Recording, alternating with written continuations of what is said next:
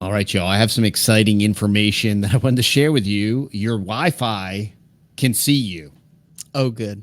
That's great. So Terrific let's news. get into the details here.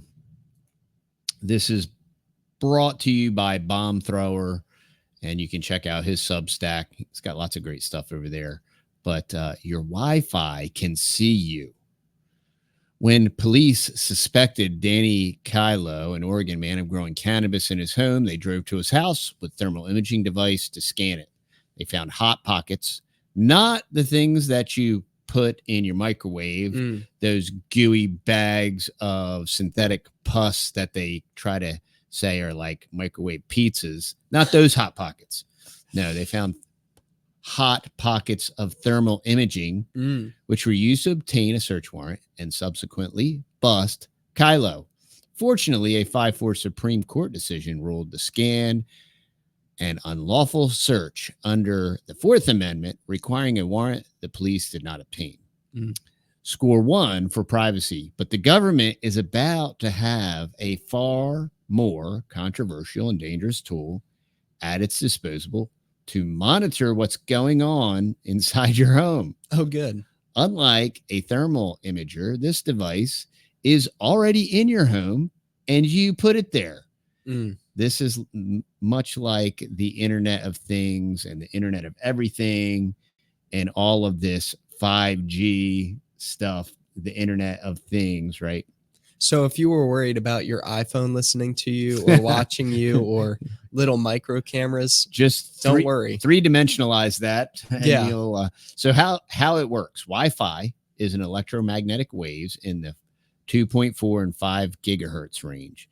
It's the same thing as the light you see, only it can penetrate walls due to its much longer wavelength. Just like light and echolocation, these waves also reflect off various surfaces and, when reconstructed properly, can be used to create an image. And for any of y'all that have watched any of these like spy movies or any of these technocratic sci-fi dystopian things, we've seen this many times. We've seen Hollywood predictively program this stuff.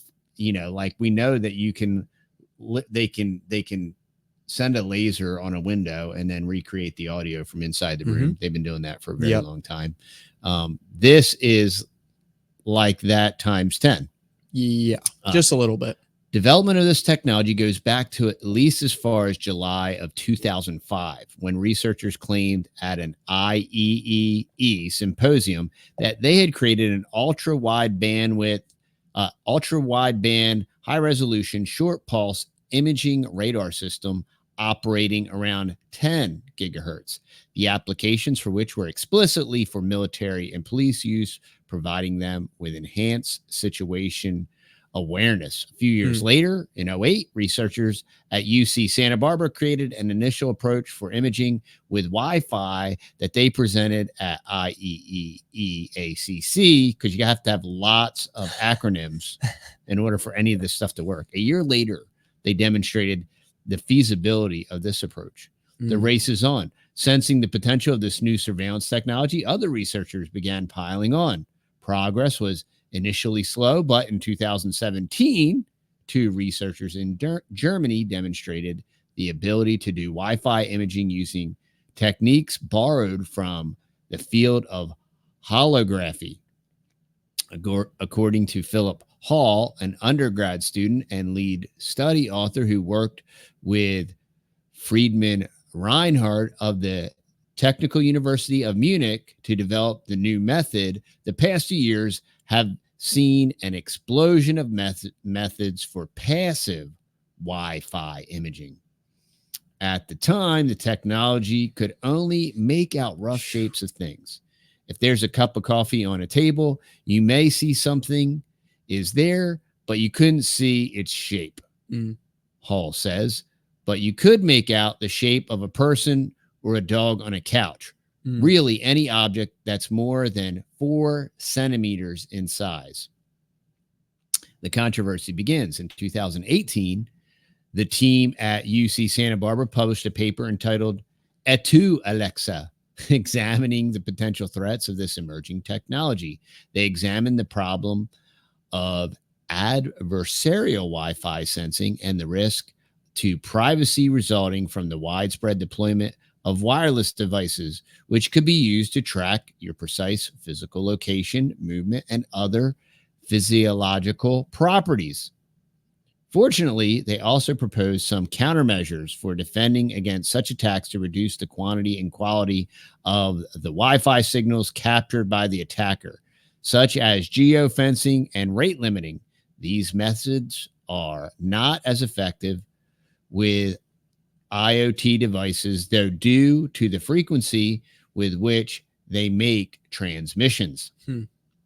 The breakthrough. Yay. Oh, good. Up until this point, it was necessary to use frequencies higher than commercial Wi-Fi for 2.4 and 5 gigahertz to achieve decent imaging results. That all changed in February of 19 when a team from Michigan State University published a paper in IEEE Access outlining how they were able to use signals of 5.5 gigahertz, which matches the 802.11 n/AC Wi-Fi protocol to create a 2D image of two reflecting spheres and a reflecting X-shaped target, concluding full 2D imagery is possible by capturing the Wi-Fi signals present in typical environments. Yeah. So in 5G. 19, they were able to take these 5G and convert them to images, and this is the standard. Wi-Fi it's either a longer range 2.4 gigahertz or for shorter range broadcasting and receiving 5G. It's 5 gigahertz. At Mobicom 2020, researchers from University of Buffalo presented their Y-Posse technology, touted as the first 3D human pose. So maybe it's Y-pose. The first 3D human pose construction framework using commercial Wi-Fi devices. This system uses the 2D imaging technology previously discussed to construct a 3D avatar of the human captured by it. The system uses a deep learning model, so it's using artificial intelligence, AI, that encodes the prior knowledge of human skeletons in the construction process of the 3D model. In 2019, former DARPA contractor. How come DARPA comes up with all the great stuff that just makes our life so wonderful?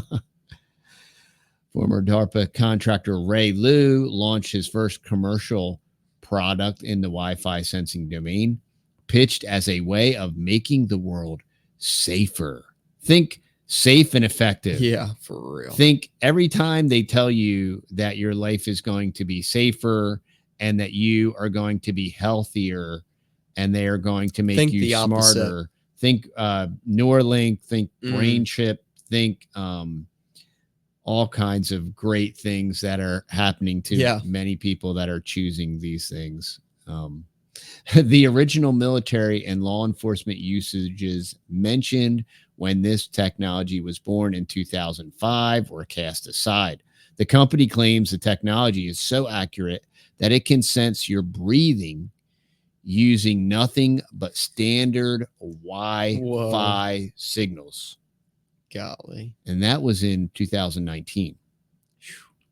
In a 2021 company blog, Liu discusses the development of IEEE 802.11, a new Wi-Fi protocol, which is aimed at standardizing Wi-Fi imaging across all devices, thus making it easier for companies such as his to exploit compatible wireless networks. Liu was elected to serve as the IEEE president for 2022. Oh, good. Great. Thanks. And the new standard continues to be developed to this day. Further refinements to the imaging technology itself have been made. In late 21, another paper was submitted to the IEEE outlining how the researchers were able to achieve high-resolution imaging results with the commercial Wi-Fi signals using beamforming on the 802.11 protocol, ready for production. And you can see here the images that they're able to recreate. Crazy. Right in this article. The perfect Wi-Fi imaging system may have just been introduced to the world in December of 22, when researchers from Carnegie Mellon University, Carnegie Mellon has brought us so many wonderful things, married the latest in Wi-Fi sensing technology to a human form estimation engine known as DensePose. So there you go. Look at that. They're recreating images from the signals in a room, image-based DensePose, Wi-Fi-based DensePose. So they're recreating those images there. DensePose is a technology developed by Meta and Forest Book. Oh, really? Great. Beginning in 18. It's very it? similar to the WiPose system we previously discussed and aims at mapping all human pixels of an RGB image to a 3D surface of a human body. The researchers modified DensePose so that rather than taking an RGB image, it would be compatible with the imagery being produced by state-of-the-art Wi-Fi sensing technologies. The resulting system can detect the pose of humans in a room based solely on the Wi-Fi signals passing through the environment. Big Brother's eyes. It's telling. New eyes. Oh, Big Brother's new eyes. It's telling how the pitch of this technology has pivoted from military and police use to keeping people safe in their own homes. They have to keep saying that, we're just trying to keep you safe. Safe and effective. Keep you safe. Keep you safe. The true purpose of this is obviously for law enforcement, the military, and intelligence agencies. Well, of course, because they're always responsible with that. We already live with mass digital surveillance. And if you don't believe that this won't get incorporated into their plans to monitor everything you do, it already is. Then you haven't been paying attention. Apart from putting CCTV cameras, closed circuit TV cameras in everyone's living spaces, this technology offers a comprehensive and supremely surreptitious way of putting eyes in every room of your house and place of work. Indeed, this just may become the norm, with nearly a third of Gen Zs favoring the installation of government surveillance cameras in your home. This less intrusive method may just find even broader support from the brainwashed masses. It will be possible to know where you are in the house and exactly what you're doing. I mean, yeah, if you think about it, if they merge the Wi-Fi mapping, right, with all the rest of the data that they have from video clips from your phone or the TV or anything, and then they can just use their AI algorithms, and then with the Wi-Fi transmissions, they can put photos and videos together with the Wi-Fi and just have like 100% 3D live video. Right. And then with CGI and deepfake technology, easy. They can slap your face on it and all kinds of stuff. Makes it it's crazy. Rather incredible. We've seen how easily intelligence agencies can get secret warrants to surveil anyone of particular interest. We've also seen just how easy it is for someone to become a target for surveillance. You very well might one day find your Wi-Fi router and access points feeding imagery to an alphabet agency that didn't like your social media post, while armed thugs wait for the perfect moment to execute their no-knock raid. So that is pretty incredible. It's a crazy one. And how do you counteract this stuff? Well, you can wrap your whole house in tinfoil. You can Cat5 everything so that you're not using any Wi-Fi. True. That definitely would help. But other than that, that's probably the only thing you can do as a countermeasure if you currently do use any type of Wi-Fi device inside your house. That Wi-Fi signal obviously can be deep captured and reprojected and reconstructed into incredible images. and nothing surprises me anymore. It really doesn't. But it shows how they weaponize all this stuff. Yeah. And it really does show one, I'm a firm believer that an EMP weapon will never occur because it'll do much more damage to the deep state and the beast system. I would love for it to happen. Yeah. Bring it on. Let's go EMP. I really, I understand the effects of that are much broader than we just about, and what will happen if that does occur. Yeah. But it's not the worst thing in the world that'll happen. No. It's much more problematic for those in very densely populated areas. And nothing will work. And literally nothing would work. And according to Charlie Tremendous Jones, he always said nothing worked anyway. So there you go.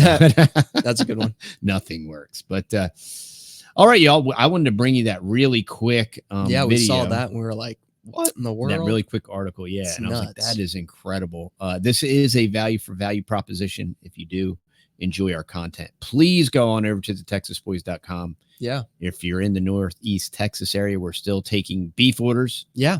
So beef and pork orders. So go check it out.